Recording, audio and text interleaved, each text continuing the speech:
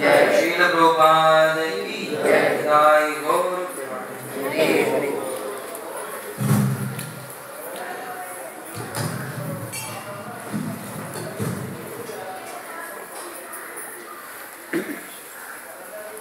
ओम नमो भगवते वासुदेवाय।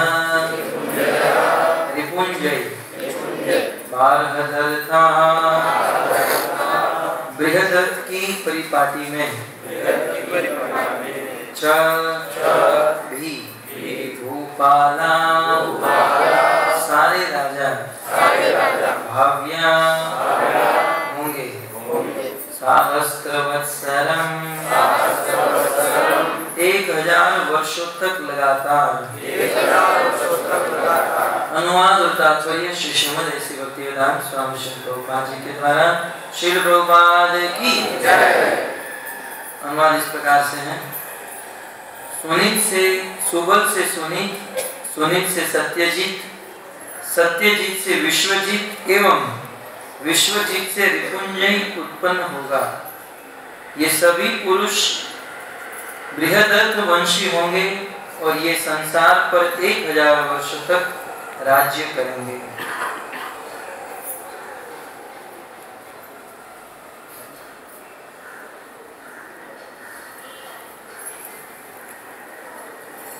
तात्पर्य है।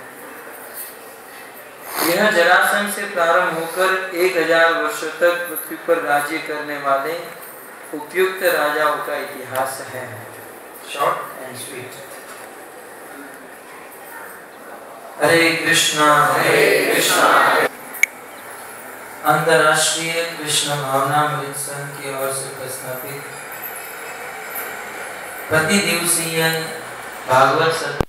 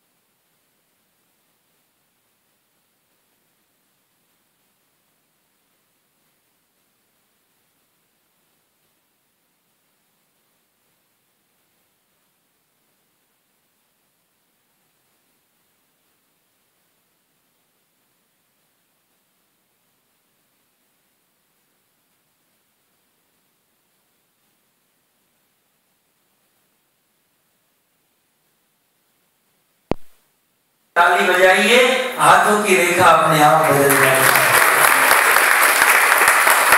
क्योंकि इस हाथों की रेखा को कोई नहीं बदल सकता। ब्रह्मा जी ब्रह्म संहिता में कहते हैं ये कर्म का सिद्धांत इतना पक्का है, इतना ठोस है, कर्म की गति इतनी सूक्ष्म है, एक चींटी से लेकर इंद्र तक सबको अपने अपने कर्म की सजा भुगतनी पड़ती है। सब लोग अपने अपने कर्म की सजा भुगत रहे हैं। काहुन को सुख दुख कर दाता, निज कर्म कृत भोग सब भाता। इस संसार में सबको अपने अपने कर्म का फल भुगतना ही पड़ता है। परंतु यदि कोई व्यक्ति कृष्ण की भक्ति करने लगता है, कहते कर्माणि निर्दहति, हजारों जन्म के कितने भी बुरे कर्म हो, हजारों जन्म से हम पाप करते आए हो, परंतु यदि कोई व्यक्ति कृष्ण की भक्ति करने लगता है तो कृष्ण की भक्ति उस अग्नि की तरह है जिस अग्नि में करोड़ों करोड़ों जन्म के पाप जलकर भस्म हो जाते हैं। कर्माणि निर्दहति किंतु च भक्ति भागा। भक्ति से ही हम हमारे कर्म को काट सकते हैं। अतः इस संसार के किसी कर्म कांड में या किसी बापू बाबा के चक्कर में फंसने से अच्छा है भगवान श्री कृष्ण का कीर्तन करें, कृष्ण का नाम सुने और कृष्ण की कथा सुने। और उसमें भी आज तो कुछ लोग ज्यादा जीना चाहते हैं, अपने कर्म को बदलना चाहते हैं। कर्म में लिखा है कि आप 40-50 साल में बूढ़े हो जाओगे, तो लोग बूढ़े बनना नहीं चाहते हैं। हम अभी थाईलैंड गए थे, वहां पर एक नई चीज चली। नई चीज क्या है? वहां पर बहुत बड़ा क्रेज है लड़की बनने का।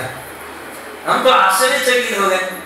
हम वहां पर मॉल में गए तो मॉल में कुछ दुकानदार से बात किए, माता जी खड़ी थी, माता जी से बात की। फिर वहां के जो लोग थे कहने लगे प्रभु जी आप कुछ देखे नहीं?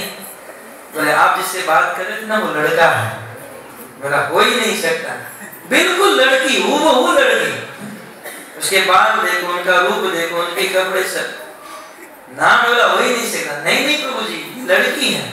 फिर सब जगह पर सभी लड़की थी, लेकिन थे वो कैसे कह रहे थे कि लड़का।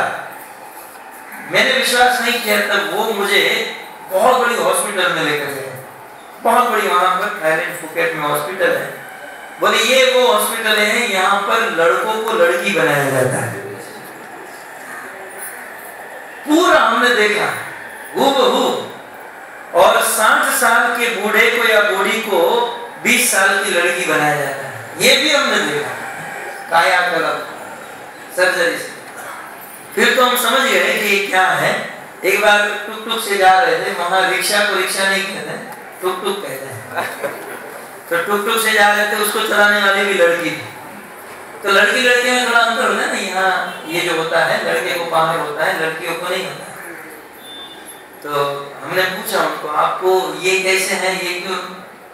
बोले 7.5 लाख रुपया बोल रहे थे, मेरे पास 6 लाख ही था, इसलिए और सब बदल गया, लेकिन 1.5 लाख के कारण ये तो इस प्रकार लोग अपने जीवन को, अपने शरीर को, अपने कर्मों को बदलना चाहते हैं। अभी हम इंटरनेट पे आप गूगल में कुछ सर्च करो तो तुरंत एक नई ऐड आ रही है, एक नई चीज मार्केट में आई है। आपकी उम्र 60 साल की है, बस आप हमारे पास आइए और कितना कुछ 8-10 हजार रुपये में आपको 20 साल का बना दिया जाएगा। तो सबको जवान बनना है, अपने कर्मों को बदलना है। परंतु तो बाहर से कितने भी चमड़े को डिजाइन किया जाए, अंदर से व्यक्ति की उम्र तो उतनी रहती है। लेकिन शास्त्र का एक सिद्धांत है, यदि कोई व्यक्ति भगवान की भक्ति करता है, इस भागवत को सुनता है, तो वास्तव में वो व्यक्ति जवान ही रहता है, वो व्यक्ति बूढ़ा नहीं होता है। और यदि मृत्यु से भी बचना चाहते हैं, अपने जीवन को लंबा करना चाहते हैं, तब भी ये भागवत उत्तम। क्योंकि भागवत में एक प्रसंग है कि जब 88,000 ऋषि मुनि नैमिषारण्य में आए और सत्रम स्वर्गाय लोकाय सहस्त्रम सममासत। 1000 वर्ष के लिए यज्ञ करने का अनुष्ठान ले लिए। यज्ञ कर रहे थे, उसी समय सुध गोस्वामी आए और यज्ञ बंद कर दिया और सुध गोस्वामी के मुख से भागवत कथा सुनने की जिज्ञासा कर रहे। बोले तत्र तत्र अंजसा आयुष्मान, हे आयुष्मान, हे धीमन, हे सुध गोस्वामी, कृपया करके आप हमें भागवत कथा सुनाइए। तो बहुत जिज्ञासा की, मानो तब सुध गोस्वामी ने कहा आप कितना भागवत सुनना चाहते हैं? 45 मिनट, 1 घंटा, 3 घंटा, 7 दिन, 10 दिन? बोले सुध गोस्वामी हम 1000 वर्ष तक भागवत सुनना चाहते हैं। सुध गोस्वामी ने कहा 1000 वर्ष तक भागवत सुनना चाहते हो? तुम जानते नहीं द्वापर युग समाप्त हो गया और कलयुग प्रारंभ हो गया। कलयुग में लोगों की आयु 100 साल की होती है। मैं तो 1000 वर्ष तक सुनाऊंगा, लेकिन तुम लोग 100 साल में टपक जाओगे। इसलिए ये तुम्हारा मनोरथ दुर्लभ है। 1000 वर्ष तक तुम कैसे सुन सकते हो? तब ये 88,000 ऋषि मुनि बोले सुध गोस्वामी चिंता करने की जरूरत नहीं है। क्या हुआ? बोले इस संसार में मारने वाले साक्षात जो काल है, यमराज है, उस यमराज को ही हमने कथा में बिठा दिया। देखो हमारे बाजू में बैठे हैं। तो जब तक आप भागवत कथा सुनाओगे तब तक यमराज के दरबार में ताला होगा। उसी सिद्धांत के अनुसार इस संसार में जो लोग भगवत कथा सुनते हैं, जब तक भागवत सुनते हैं तब तक उनकी उम्र गिनती में नहीं आती है। काल उनकी उम्र को काटता नहीं है जब तक कोई व्यक्ति भागवत सुनता है। आयु हरति ये वैपुंसाम, हमारी आयु हरने वाला काल है, लेकिन वो काल हमारी आयु को नहीं हरता है। कब तक? जब तक हम भागवत सुनते हैं, भगवान का नाम लेते हैं। इसलिए यदि उम्र लंबी करना चाहते हैं, ज्यादा जीना चाहते हैं, तो भागवत सुनना चाहिए। कुछ दिन पहले मुझे किसी ने प्रश्न पूछा कि प्रभु जी आप बताइए, कयाधु के गर्भ में प्रहलाद महाराज थे और हिरण्यकश्यप तपस्या करने गए। हिरण्यकश्यप तपस्या करके 36,500 वर्ष के बाद वापस लौटे और उस समय प्रहलाद महाराज अपनी मां के गर्भ में ही थे। तो 36,500 वर्ष तक प्रहलाद अपनी मां के गर्भ में रहे, ये सत्य बात। तो हाउ टू पॉसिबल, ये कैसे पॉसिबल हो सकता है? माँ 9 महीने तक अपने बालक को गर्भ में रखती है, 10 महीने तक, और फिर माँ को तो प्रसव वेदना होने लगती है। एक प्रश्न ये है, और दूसरा प्रश्न ये है कि जब प्रहलाद का जन्म हुआ, है ना, सुखदेव गोस्वामी का जन्म हुआ, 12 वर्ष तक कृतिका के गर्भ में रहे, तो जब जन्म लिए तो 12 वर्ष के ही बनकर जन्म लिए, फिर दौड़ने लगे। तो प्रहलाद महाराज 36,500 वर्ष तक गर्भ में रहे, तो जब माँ के गर्भ से बाहर निकले तो 36,500 वर्ष के लंबे चौड़े होने चाहिए, लेकिन ये तो छोटे से बालक थे। तो अब यहाँ पर एक प्रश्न ये हो रहा है, 36,500 वर्ष तक गर्भ में रहने के बाद, पहले तो ये इतने वर्ष तक गर्भ में कैसे रह पाए? इसका कारण क्या है? इसका कारण है नारद मुनि का वरदान, नारद मुनि की कृपा।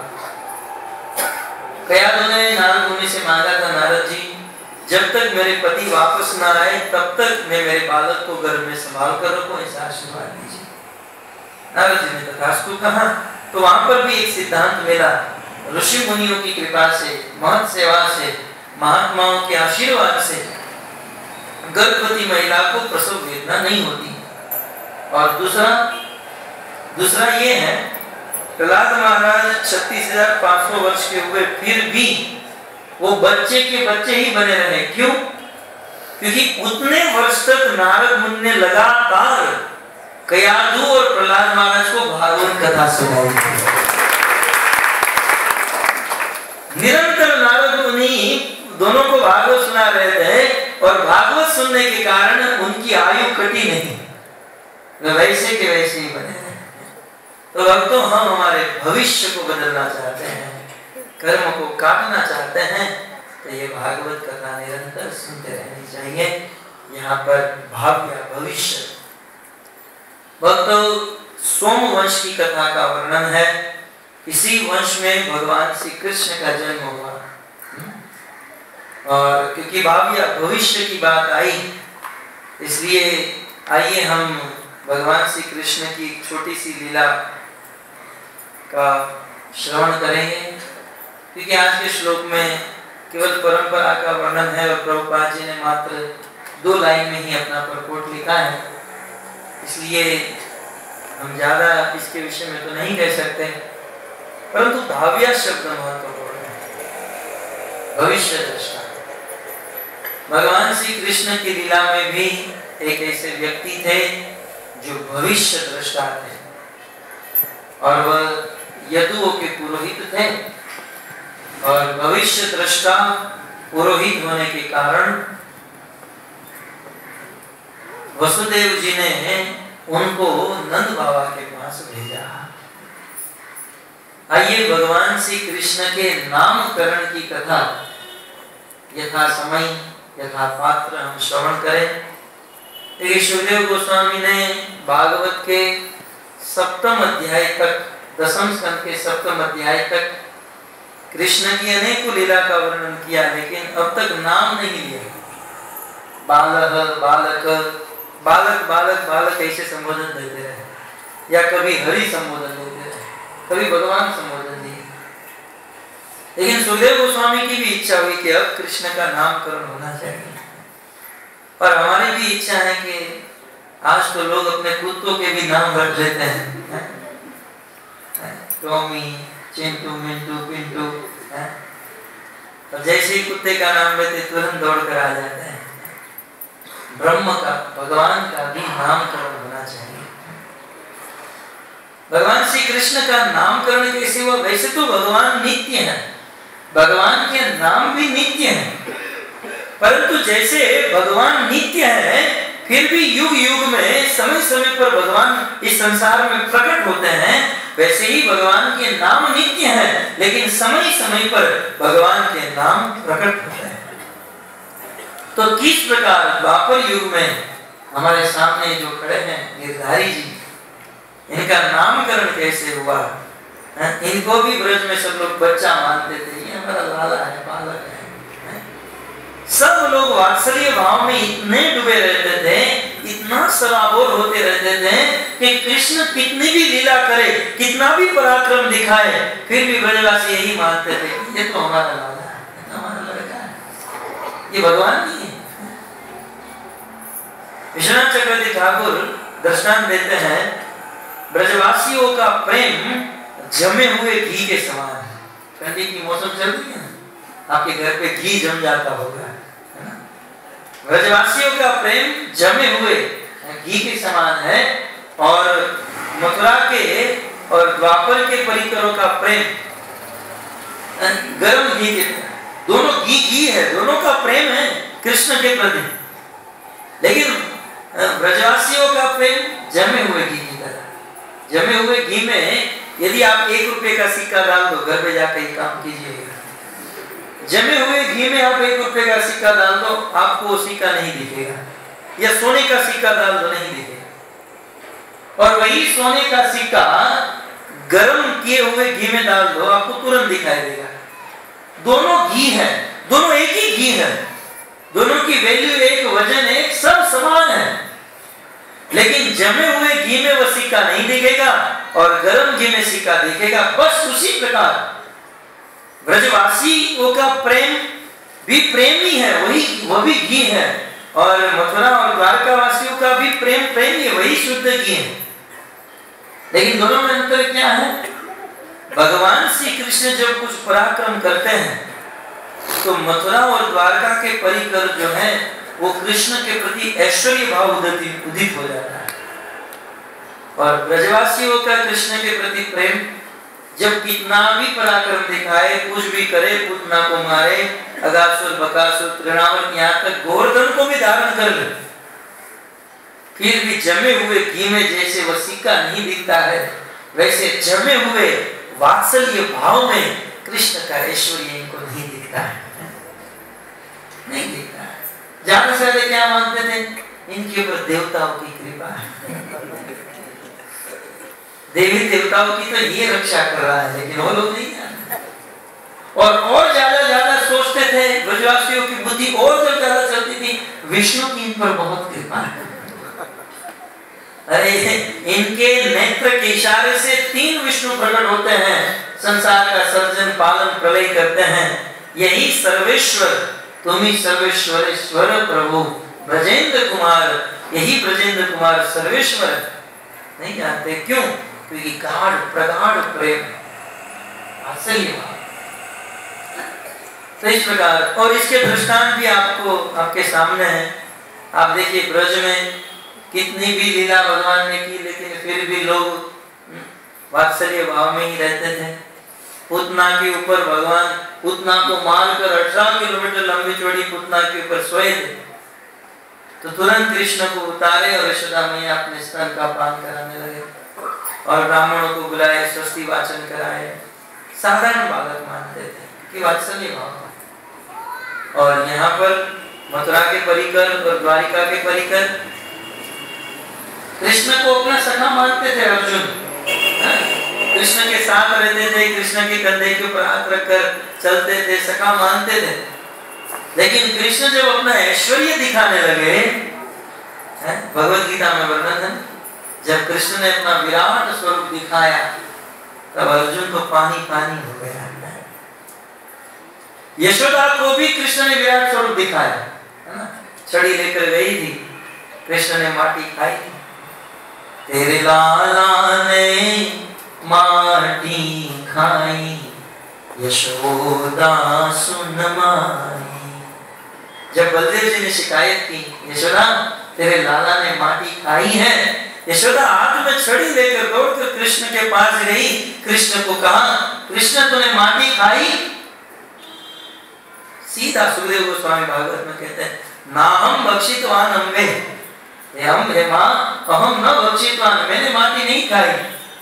अब बताओ, पूरी दुनिया जानती इसने माटी खाई, पूरा संसार जानता है इसने माटी खाई, और ये क्या कह रहे हैं, मैंने माटी नहीं खाई।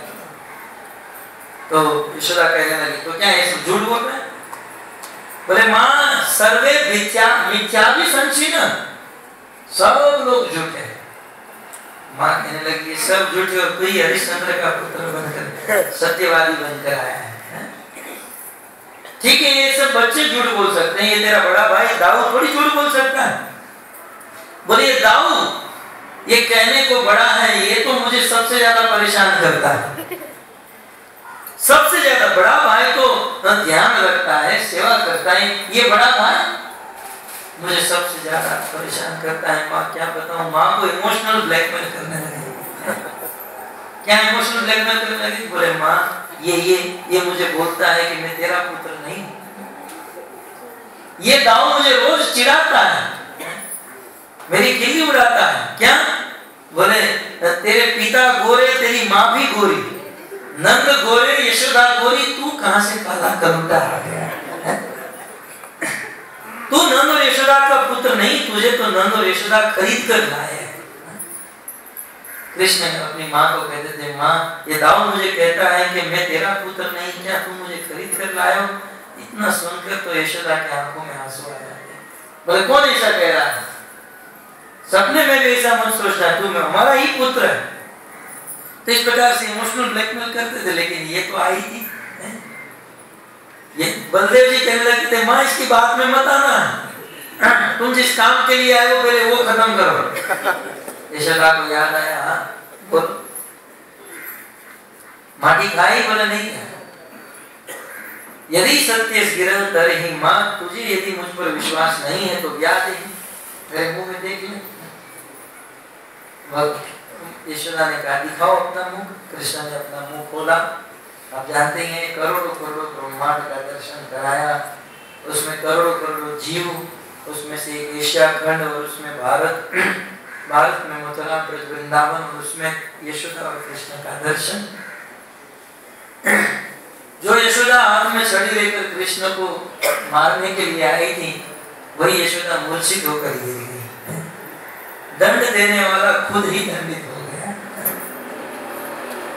परंतु एक प्रश्न तो दुनिया के लिए बन गया कि जहाँ भागवत के प्रथम श्लोक में वेद व्यास जी कहते हैं सत्यम परम धीमहि, परम सत्य कौन है? ओम नमो भगवते वासुदेवाय, वसुदेव नंदन वासुदेव कृष्ण।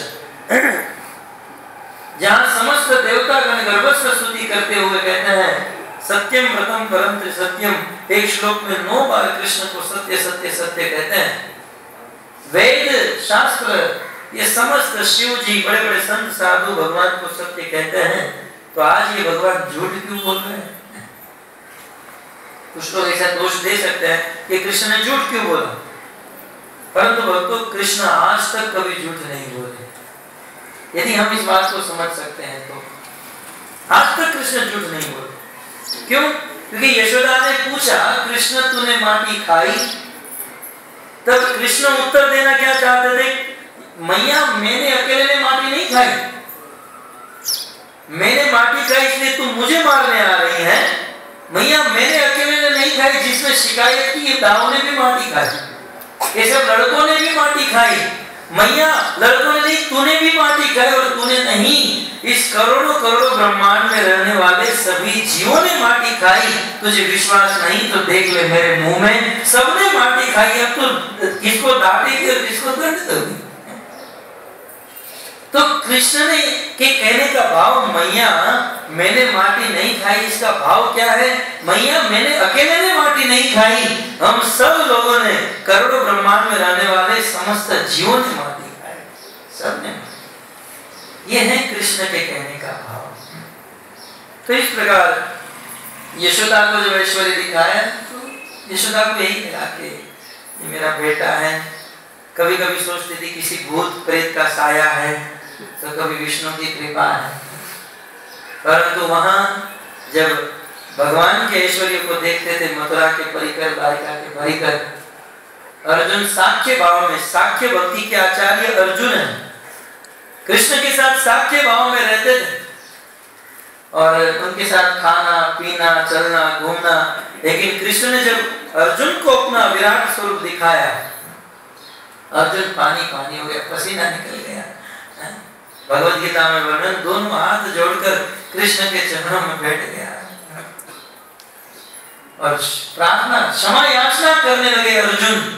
कृष्ण आज तक मैंने आपको मेरा सखा माना, सखेति मत्वा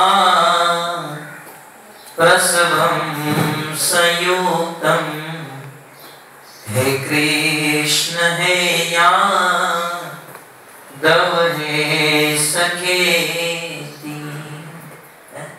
सखेति यत्वा यत्मत्मितम्, मैंने सखा माना और मैंने आपको संबोधन दिया, हे कृष्ण इधर आ, हे सखा इधर आ, मैंने आपको पुकार करके बुलाया। मेरे से बहुत बड़ी गलती हो गई, क्योंकि आज मुझे पता चला कृष्ण आप तो परम परमात्मा, अखिल ब्रह्मांड नायक साक्षात भगवान है। दोनों हाथ जोड़कर अर्जुन अंत में कहने लगे, जैसे एक पत्नी की गलती को पति तुरंत क्षमा कर देता है, एक पुत्र की गलती को पिता क्षमा कर देता है, वैसे ही है प्रभु आप मेरी गलती को क्षमा कर दीजिए, मेरे से बहुत बड़ा अपराध हो गया। तो ये है भगवान के दोनों प्रकार के भक्त। ब्रज में भगवान के जो भक्त थे बिल्कुल वात्सल्य भाव में रहते थे। एक दिन की बात,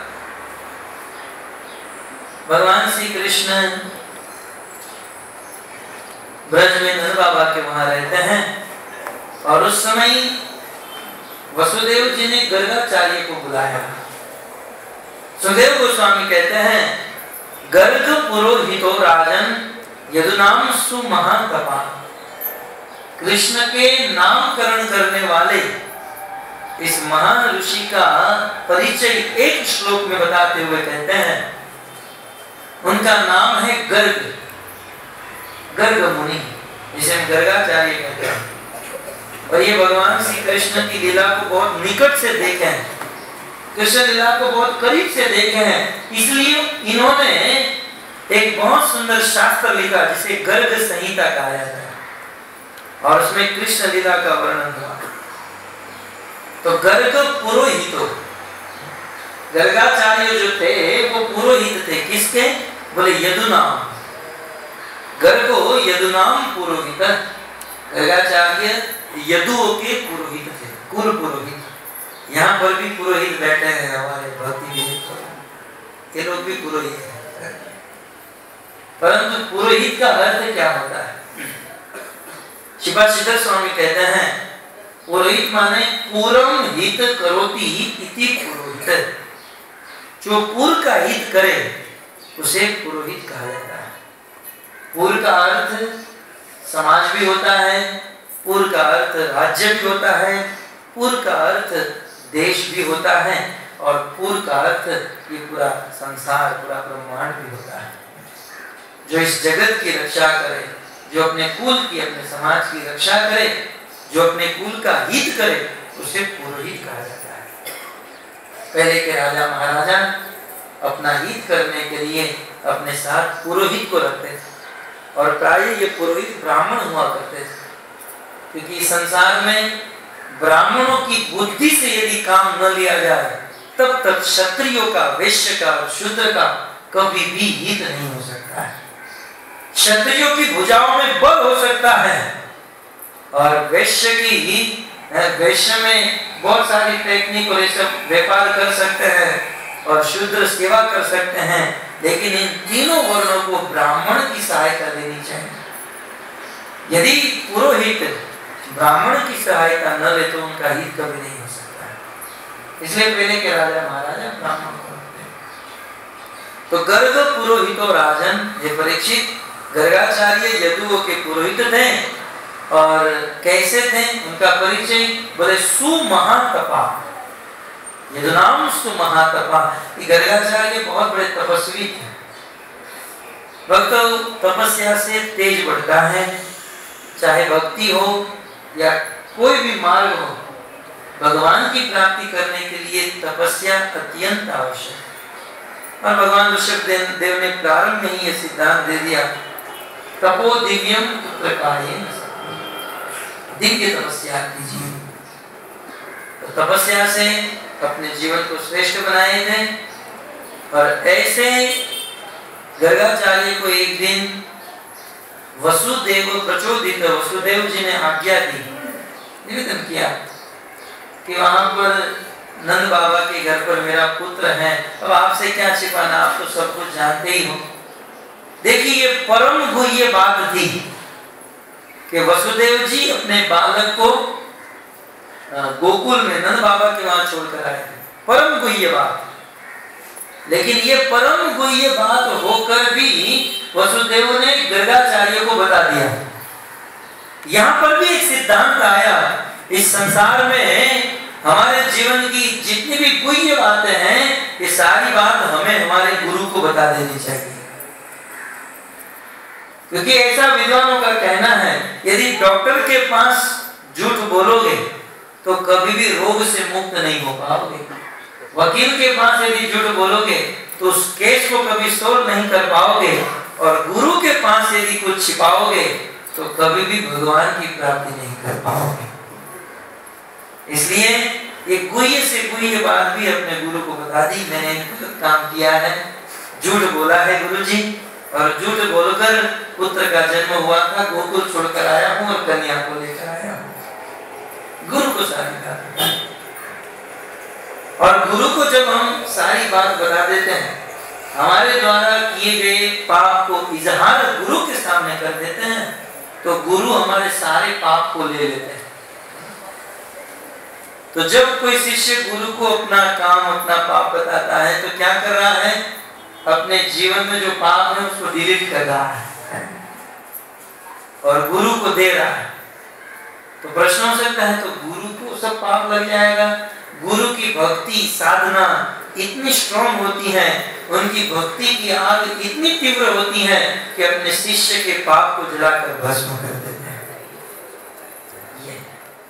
तो वसुदेव जी ने गर्गाचार्य को सारी बात बताई और कहा, ब्रजम जगाम नंदस्य। हे गर्गाचार्य जी, आप ब्रज में जाइए, गोकुल में जाइए और नंद बाबा के वहां जाकर मेरे पुत्र का नामकरण कीजिए। मेरे दोनों पुत्र, रोहिणी से जिसका जन्म हुआ वो भी वहीं पर है, और देवकी से जिसका जन्म हुआ वो भी वहीं पर है, और ये वाले तो कब नामकरण करेंगे इसका कोई भरोसा ठिकाना नहीं है, इसलिए आप जाओ और नामकरण करो। गर्गाचार्य जी ने कहा होगा कि मैं कैसे जाऊं, तो बहुत बड़ा रिस्क है वहां जाना, लेकिन वसुदेव जी ने चरण पकड़ लिए होंगे, बस गुरुजी आज तक आपसे कुछ नहीं मांगा, बस इतना मांग रहा हूँ, मेरे पुत्र का नामकरण कर दीजिए। जब शिष्य ने बहुत बहुत जिज्ञासा की तब जाकर गुरुजी ने प्रस्ताव स्वीकार कर लिया और रिस्क ले लिया। क्योंकि कंस के अनुचर ताक में बैठे थे, नंद बाबा को मिलने के लिए कौन आ रहा है, वसुदेव के वहां से कौन ब्रज में जा रहा है, लेकिन फिर भी गर्गाचार्य गए। आइए, गर्गाचार्य मथुरा से गोकुल गए और गोकुल में नंद बाबा के घर का बेल बजाया, बजर बजाए, और नंद बाबा ने अपना दरवाजा खोला और नंद बाबा ने अपने घर पे आए हुए अतिथि गर्गाचार्य को देखकर क्या किया, इसका वर्णन सुखदेव गोस्वामी कर रहे हैं। गर्गाचार्य द्वार पर खड़े हैं, आज तो जमाना ही बदल गया है, द्वार पर पहुंचने ही नहीं देते हैं, सिक्योरिटी तो कह के रखते हैं किसी को ऊपर आने मत देना, और यदि आए तो बोलते ना घर से बाहर गए, और इतने दूर से आए हैं, पसीने से लथपथ है, इंटरकॉम से फोन करते हैं, आओ, बोलने हम सो रहे हैं। और उसमें भी यदि घर के दरवाजे पर पहुंच जाए तो हम लोग इतने बुद्धिमान दो दरवाजे बनाते हैं, एक तो मेन दरवाजा होता है और एक जाली होती है। मेन दरवाजा खोलते हैं और जाली से पूछते हैं कौन हो, कहाँ से आए, क्यों आए, आपका नाम क्या, पिता का नाम क्या, उनके पिता का नाम क्या, क्या लेना देना है, कितने समय तक आए। अरे बेचारे को अंदर तो आने दो, बाहर खड़े खड़े ही पसीना निकाल देते हैं। लेकिन घर पर आए हुए अतिथि का स्वागत कैसे करना है, नंद बाबा सिखा रहे, भगवान के पिता, ध्यान रहे। कभी कभी हम लोग कहते हैं हम तो भक्त है ना, अब हमको दूसरों का स्वागत करने की क्या जरूरत है। साक्षात भगवान कृष्ण के पिता जब इतना अच्छा स्वागत कर रहे हैं तो हमारी गिनती तो कहाँ। तो कहते हैं तम दृष्टवा परम प्रीत प्रति उत्ताय कृतांजलि। उन गर्गाचार्य को अपने घर पर अतिथि को आते देखकर सर्वप्रथम क्या किया, प्रति उत्ताय, वसुदेव जी नंद बाबा अपने स्थान से खड़े हो गए, कृतांजलि दोनों हाथ जोड़ लिए और दौड़कर द्वार के पास गए और गर्गाचार्य का स्वागत किया। और स्वागत करके आनर्चा अदोक्षज दिया प्राणी पूत पूर्व सरम, सर्वप्रथम उनको पूर्व सरम अपने अंतःपुर में अंदर लेकर गए, बहुत सुंदर आसन दिया, बिठाया और पानी का गिलास दिया, जल पिलाया। और जल पिलाने के साथ साथ कहते हैं कि बहुत सुंदर वाणी से उनका स्वागत किया। भक्तों, हमारे घर पर आए हुए अतिथि को ड्राई फ्रूट मिल्क शेक न पिला सके तो कोई बात नहीं, कम से कम पानी तो पिला सकते हैं, एक आसन देना चाहिए, पानी पिलाना चाहिए। और इतना भी नहीं कर सकते तो कोई बात नहीं, क्योंकि पानी में भी आजकल तो थोड़ा बहुत पैसा लग जाता है, थोड़ी बहुत मेहनत लग जाती है, इतना भी न करो तो कोई बात नहीं, दो शब्द मीठे प्रेम से बोल तो सकते हैं कि अच्छा हुआ आप आ गए, हम तो आप ही की राह देख रहे थे, इतने दिनों से आपने हमको तड़पाया, सुस्वागतम आप आए, कितना अच्छा लगेगा उस अतिथि को। पहले के लोग तो लिखते थे भले पधारिया, गुजराती में, इंग्लिश में लिखते थे सुस्वागतम, वेलकम, लाभ शुभ शुभ लाभ, ये सब लिखते थे। राज कुत्तों से सावधान, क्योंकि अंदर सब कुत्ते ही भरे पड़े थे। विवेक होती लोग, और दरवाजा खुलता है तो कुत्ता ही दौड़ कर आता है, अतिथि को तो पहले बहुत भगाता है। सुस्वागत, देखिए वाणी इतनी मीठी होनी चाहिए, अद्भुत बात है भक्तों। शास्त्र में यहाँ तक कहा गया अतिथि का स्वागत वैसे करें कि यदि दुश्मन भी हमारे घर पर आया हो, हमारे स्वागत से वह दुश्मन भी हमारा प्रेमी बन जाए, ऐसे स्वागत करना है। अतिथि का स्वागत भागवत के पंचम स्कंद में अंत में 28 प्रकार के नरकों का वर्णन किया। सुखदेव गोस्वामी उनमें से एक नरक कहते हैं कि अतिथि को देखकर जो स्वागत नहीं करते, ये दूर की बात है, अतिथि को देखकर जो प्रसन्न नहीं होता उसके लिए भी नरक तैयार है। अतिथि को देखकर आंख खोलते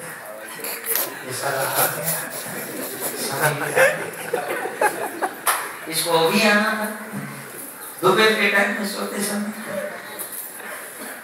अतिथि को देखकर जो प्रसन्न नहीं होते मन में क्रोध करते हैं। बाहर से तो भले कुछ व्यवहार कर लेकिन अंदर से जो प्रसन्न नहीं होते हैं उनको भी मरने के बाद नरक में जाना पड़ता है। हम जब बहुत सोचते हैं तो ऐसा लगता है कि इस नरक में स्त्रियों का प्रमाण ज्यादा होगा। नहीं, हम सोचते हैं, सोचना है मानकर।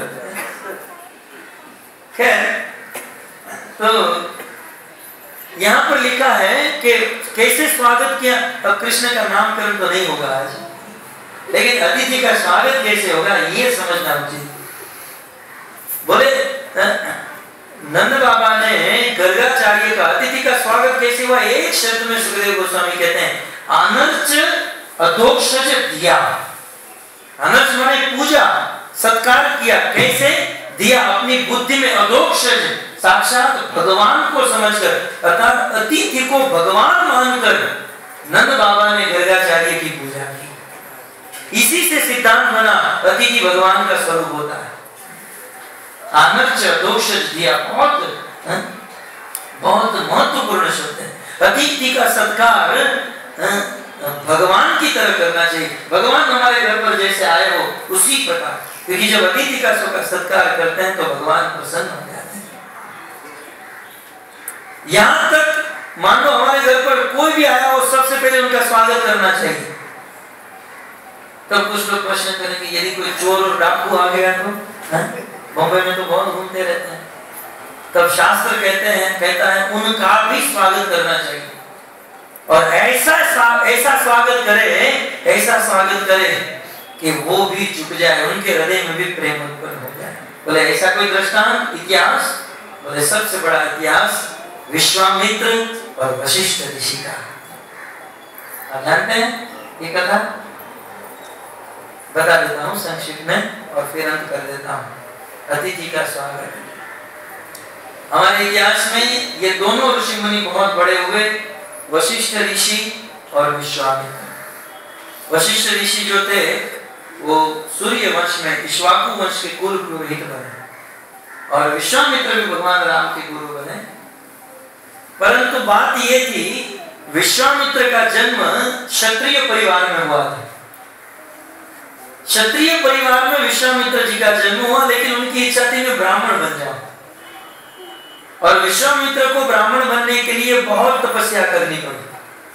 बहुत, हमारे इतिहास में सबसे ज्यादा तपस्या किसी ऋषि ने की तो विश्वामित्र। अनेकों बार तपस्या की और फेल हुई, तपस्या की फेल हुई। विश्वामित्र तपस्या करते, पहले हजारों वर्ष तक तपस्या की तो उनको कहा गया तुम राजर्षि हो, लेकिन इसको राजर्षि नहीं बनना था, इसको ब्रह्मर्षि बनना था। हजारों वर्ष तक तपस्या करने के बाद देवताओं ने कहा तुम देवर्षि बन गए। तो देवर्षि नहीं, मुझे ब्रह्मर्षि बनना है। और हजारों वर्ष तक तपस्या किए तो अंत में ब्रह्मा जी ने और सभी देवताओं ने कह दिया कि विश्वामित्र जी जन्म भले आपका क्षत्रिय कुल में हुआ, लेकिन हम आपको ब्रह्मर्षि मान रहे हैं। ब्रह्मा जी ने और देवताओं ने कह दिया। आकाश में रहने वाले लोग उसको ब्रह्मर्षि मान गए, लेकिन जमीन पर रहने वाले लोग कोई उसको ब्रह्मर्षि नहीं मानते। कहीं भी जाते थे तो ब्राह्मण लोग कहते थे आ गए क्षत्रिय, आ गए क्षत्रिय, और इनको बहुत बुरा लगता था। विश्वामित्र को कोई क्षत्रिय कह दे तो लगता था किसी ने गाली दे दिया मुझे। तब वो सीधा कहते तुम मुझे क्षत्रिय क्यों कहते हो? बोले हम सब के जो लीडर हैं वशिष्ठ जी, वो आपको क्षत्रिय मानते हैं, यदि वो आपको ब्राह्मण कहते तो हम आपको ब्राह्मण कहते। तो ये वशिष्ठ जी के पास गए, आप मुझे क्षत्रिय क्यों मानते हो, मुझे ब्राह्मण क्यों नहीं मानते हो? मैंने इतनी तपस्या की, ब्रह्मा जी ने देवताओं ने कह दिया। बोले आपके लक्षण नहीं है ब्राह्मण के। ब्राह्मण क्रोध करता है, आप इतना क्रोध करके बोल रहे हैं, आपके लक्षण नहीं है, इसलिए आप यदि कौन हो तो मान लो। तब इनको और क्रोध आया, और क्रोध, ईर्ष्या के मारे जल रहे थे विश्वामित्र जी। बोले इतनी तपस्या लेकिन फिर भी ये लोग मुझे क्षत्रिय कह रहे हैं। बहुत जलन हो रही थी, क्या करूं। तब विश्वामित्र जी ने प्लान बनाया, बोले यदि वशिष्ठ ऋषि को मार डालूं, वशिष्ठ जी का गला काट दूं, तो फिर ये सब लोग मेरी अंडर में हो जाएंगे, तो फिर दुनिया के सब लोग फिर मुझे देवर्षि मान देंगे, ब्रह्मर्षि मान देंगे। प्लान बनाया, एक दिन तलवार लेकर वशिष्ठ ऋषि के घर पर चले गए। पूरा प्लान बनाकर आज तुम्हें मार ही डालूं। देखिए अतिथि का स्वागत है। अब हमारे घर पर मान लो कोई आते हैं, तलवार लेकर तो नहीं आते, ये तलवार लेकर आए थे, ये अतिथि, लेकिन इसका स्वागत देखिए कैसे कर रहे हैं। विश्वामित्र जी हाथ में तलवार लेकर वशिष्ठ को मारने के लिए ही आए, और आकर बिस्तर के नीचे, बेड के नीचे जगह थी, वहां जाकर छुप गए और सोचे कि जब वशिष्ठ जी पलंग पर सो जाएंगे तब मैं उसका गला काट दूंगा। तो जैसे तैसे कैसे भी करके वशिष्ठ जी को पता चल गया कि हमारे घर पे अतिथि आ चुके। अब पता चला या नहीं चला ये शास्त्र में वर्णन नहीं है, लेकिन पता होगा या नहीं होगा, लेकिन स्वागत उनका ऐसे बहुत अच्छा किया। अब एकांत कमरा था और उस कमरे के बाहर प्रांगण था। बिस्तर के नीचे विश्वामित्र हाथ में तलवार लेकर बैठे हैं, कभी ये सोएंगे और गला काट दूं। और बाहर प्रांगण में वशिष्ठ जी और उनकी पत्नी अरुंधति, ये दोनों बैठे हैं, एकांत हैं। अरुंधति अपने पति को कह रही है, पतिदेव कितना साफ आकाश है, और इस आकाश में आप पूर्णिमा के चंद्रमा को तो देखिए, कितनी सुंदर इनकी चांदनी है जो पूरे जगत को रोशनी दे रही है। इस प्रकार से दोनों शेर शायरी में बात कर रहे थे। तब वशिष्ठ जी ने अपनी पत्नी को कहा, एकांत में बैठे थे, अपनी पत्नी को कहा, क्या बताऊं प्रिय, ये चंद्रमा उसी प्रकार चमक रहा है जैसे विश्वामित्र की तपस्या चमक रही है। वो बैठे बैठे सुन रहे थे। देखिए वाणी से क्या नहीं होता है। ये चंद्रमा की चांदनी विश्वामित्र की तपस्या के तरह चमक रही है, और जैसे ये चंद्रमा की चांदनी, इनकी किरणें तीनों भुवन को पोषण दे रही हैं, वैसे विश्वामित्र जी की तपस्या तीनों भुवन में रहने वाले सभी जीव का पोषण कर रही है। धन्य है विश्वामित्र और धन्य है विश्वामित्र जी की तपस्या। तब उनकी पत्नी अरुंधति ने कहा, अरुंधति को पता नहीं था कि अतिथि आए। कहा, पतिदेव यदि विश्वामित्र का आप इतना आदर करते हो, वे इतने महान है, तो फिर आप उसे ब्रह्मर्षि क्यों नहीं कह देते हो? फिर भी आप उसे क्षत्रिय क्यों मानते हो? उसे ब्राह्मण बोल देना चाहिए। क्या कहूँ पत्नी, क्या कहूँ प्रिय, मैं तो उसे ब्राह्मण कर दूं, लेकिन अभी भी वो हाथ में अस्त्र शस्त्र लेकर घूमते हैं, मैं उसे ब्राह्मण कैसे कह दूं? हाथ में तलवार थी।